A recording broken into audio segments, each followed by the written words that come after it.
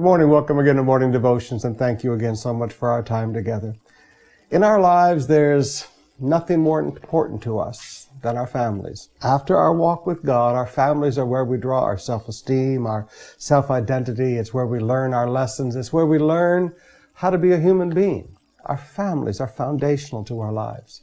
I want to walk you through our text today, 7 family truths. Let me just read you a short passage, but we're going to be drawing from all of our scriptures today in Genesis. Chapter 25, beginning with verse 5. Abraham left everything he owned to Isaac. But while he was still living, he gave gifts to the sons of his concubines and sent them away from his son Isaac to the land of the east. Altogether, Abraham lived 175 years. When Abraham breathed his last and died at a good old age, an old man and full of years, and was gathered to his people, his sons Isaac and Ishmael buried him in the cave of Machpelah near Mamre, in the field of Ephon, son of Zohar the Hittite, the field Abraham had bought from the Hittites. There Abraham was buried with his wife Sarah. After Abraham's death, God blessed his son Isaac, who then lived near Beer Lahai Roi. Now, we're going to come from all of these scriptures today, but I want you to see a few issues to begin with. Number 1, take care of family problems while you're still living. He knew there was going to be a problem with the inheritance because God wanted everything to go to Isaac. Isaac was the child of blessing.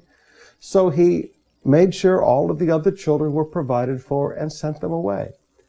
Now, many times men come to me and they have a number 2, and I know this is wrong. Please, let's not debate the issues. But sometimes you can't, put spilled milk back in a container. You can't unscramble the scrambled eggs. You have to know, what do we do now? A man will have children by a number 2, and he says, Pastor, what do I do? Take care of this before you die. Make sure that they're all taken care of financially. Make sure that they're all put in a place where your child of promise cannot be hurt. So a will is a good thing. Secondly, I want you to notice that children come together over the death of a parent. Ishmael and Isaac.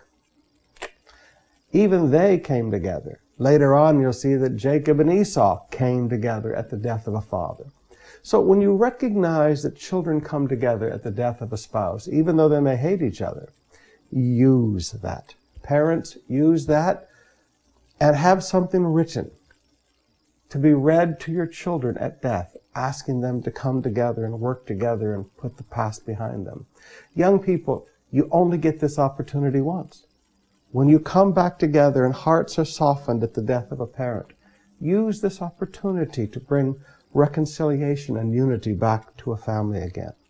In verse 11, notice God's blessings flow to the next generation after death.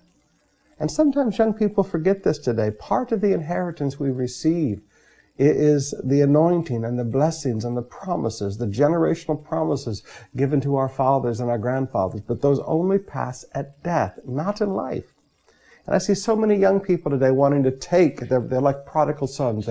They want their inheritance now, but that only passes at death.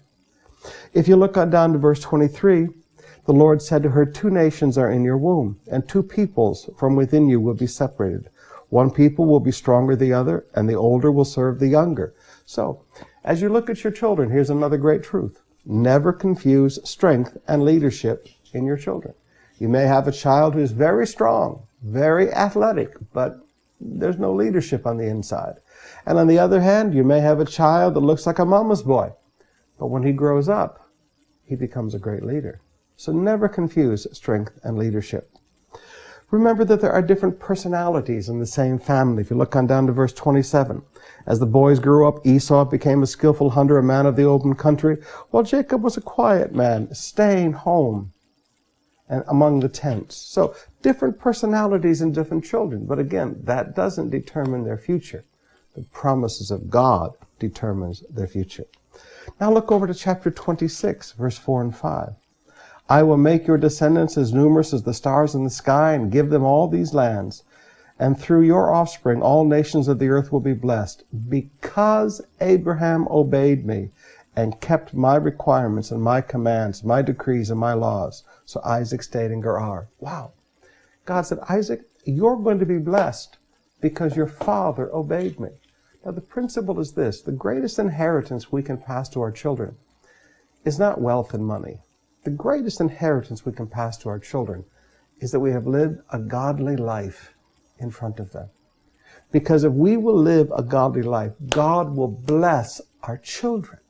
Now, too often we think that every generation receives its own blessings from God. And in part that is true. There are scriptures for that. But we also need to recognize that our holy lifestyle, our walking in obedience to the commands of God, will bring blessings to the next generation. It's something for us to consider. And the last one I want you to see is over in chapter 26, verse 22, and chapter 13, verses 5 to 8. The great thing where Isaac had to keep moving around trying to find room. And the principle is this for your family. Great family wealth requires room. It requires space. Abraham and Lot had the big argument because there wasn't enough room for all of the flocks. Isaac had this horrible problem with the people of the land because as he prospered, he needed space. And finally he said, God made room for us. As you begin to plan prosperity, understand that prosperity requires room. Wealth requires space. Now there's one to think about today.